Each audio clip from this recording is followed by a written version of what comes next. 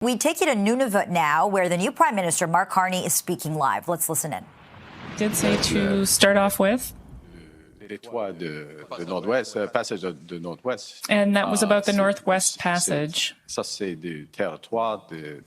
That is Canada's maritime territory. That is clear. That is clear to us. We will need to strengthen our sovereignty, and we'll do so by making economic investments and strategic investments. Could you tell Canadians today, are there any files or decisions where you will recuse yourself from cabinet, for example, as Paul Martin did back in the day? Answer, that's a good question.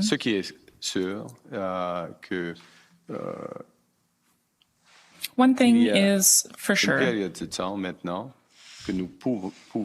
Right now, there is a period of time in which we can make positive decisions for Canada. We need to see some tightening, some operational tightening.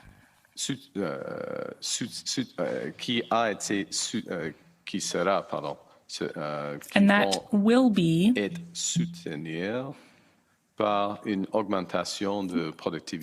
supported by an increase in productivity. But I'm talking about your personal assets. Oh, pardon me, you're talking about my personal assets. What did Mr. Martin do? Will you recuse yourself? I understand now. Pardon me, I understand now. Yes. As usual, we are having discussions, and a trust has been created. And along with the Ethics Commissioner, probably some screens will be put in place. This was similar to what Mr. Martin did when he was Prime Minister. We've made proposals on that front. It's a decision for, if I may, question with respects to screens related to certain assets as assets go into a blind trust. These are decisions, of course, of the Ethics Commissioner. So, as you know, as you may recall, my assets have been put into a blind trust well in advance of the requirements, so they've been disposed. But what happens is that there's a discussion with the Ethics Commissioner for certain screens around certain issues, and that's a process that is underway. It's a natural process, and of course, it's part of the way our system works, and I very much respect the system. And those screens become public as they're developed. Pourquoi ne pas le faire proactivement, peut-être? C'est une question pour le commissaire. That's a question for the Ethics Commissioner. Par exemple, si quelque chose a For example, if there is anything that has a major impact, then it's clear there will be a screen. I can say we are working quickly. I'm working quickly when it comes to those issues. As fast as I can recall that, and I didn't set these rules. They were set by a government of which Mr. Poilievre was a member. That the time horizon is measured in months. I'm working in. I worked in advance, actually, of becoming Prime Minister in terms of the disposals, and in a matter of days and weeks in terms of having these screens. Next question. All right, Rob Gillies from Associated Press. You will have a call with President Trump in the coming days. What are your expectations for the president in that call? I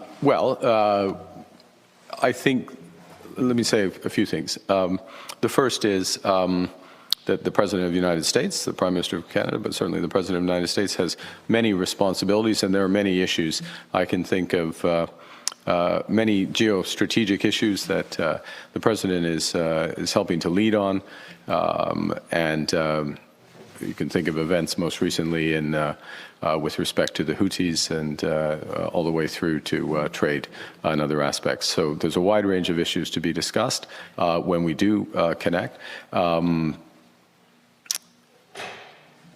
With respect to trade, I look forward to, at the appropriate time, having a discussion as to sovereign nations that is comprehensive, not targeted at one issue.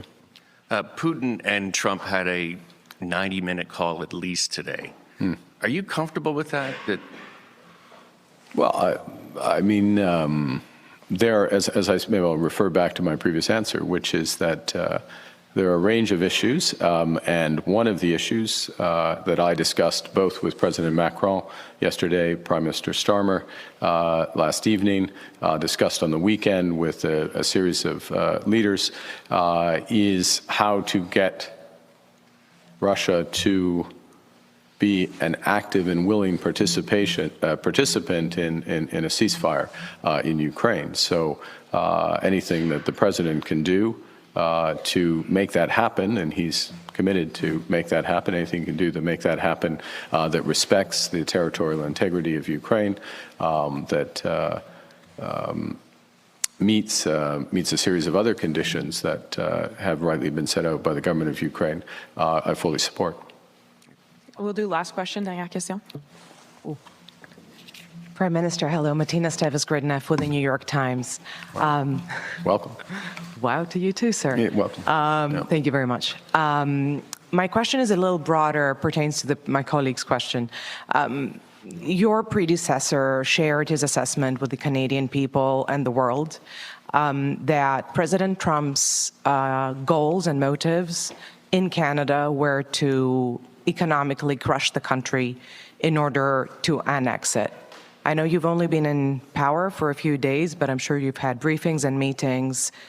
And I wonder, ahead of this phone call with President Trump, do you share Prime Minister Trudeau's assessment, or have you made your own personal assessment about what President Trump really wants from Canada? Well, I think first and foremost, I think what President Trump wants, he wants several things. One is he wants to end the fentanyl crisis in the United States. I respect that. He wants good, high-paying jobs in America. He wants more investment in America. He wants repatriation of many American industries and firms to the United States. So, and I fully respect that. I think he will respect that as Prime Minister of Canada, I want to end the fentanyl crisis in Canada. I want to grow good, high-paying jobs in Canada. And of course, I want to protect with my colleagues and reaffirm and reinforce our sovereignty of all of Canada. So that's the starting point for the discussion. Just listening closely to your answer, Peut-être dernière question et je Perhaps the last question, and then I'll close listening out. closely to your answer previously, it sounded like you may be changing, and listening to what you said last night about the limits of retaliatory tariffs, for example. It sounds like maybe you are nuancing your strategy vis-a-vis President Trump by perhaps leaving trade talks to others. We know you have authorized these conversations to happen in Washington, D.C. as early as this week at USTR level. Are you going to be trying to focus more on positive things that you can talk about with President Trump? I wouldn't necessarily have that characterization. What I'm saying is severalfold. The first, and I'll go back to where you started with your previous question, which is we are focused on building this economy. Today's announcement is, of course, about sovereignty, it's about protection, but it's also about building the economy here in Nunavut. We are going to build Canada. Canada is strong, and it's going to get stronger. We can give ourselves more than anything that President Trump or other trade partner can take away. Okay? That's a basic point. And that if there is a misconception of that in the United States, I'm not saying the president has that misconception, but if there's a misconception of that, we are going to disabuse that misconception. We're going to grow this economy because that's good for Canadians, better for our future, and we can do it, and we're going to do it. In terms of discussions, what I'm saying is that there are a series of trade initiatives from the U.S. Such that they've called into question the validity of USMCA, since you're New York Times, how you would refer to it, USMCA. And that means that we should have a broader conversation about our commercial relationship, which also involves a conversation about our security relationship with the United States. So I'm less interested in reacting to every initiative, putting on the table that we want to have that broader conversation. It won't happen overnight. There's no magic one meeting that is going to unlock things. And of course, we have regular conversations with the U.S.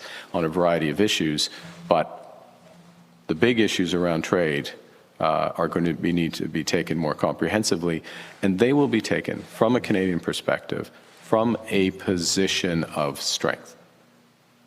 We can take time. We're going to get stronger, and these initiatives are going to weaken them. Alors, your first question, afin de faire la traduction. Sorry, in order to do the translation, remind me on the first one again. Yeah. I can hear you, though. Okay, I can hear you. The first question was that your predecessor explained that his analysis of President Trump's motives was to economically crush Canada in order to annex it. Do you share that analysis?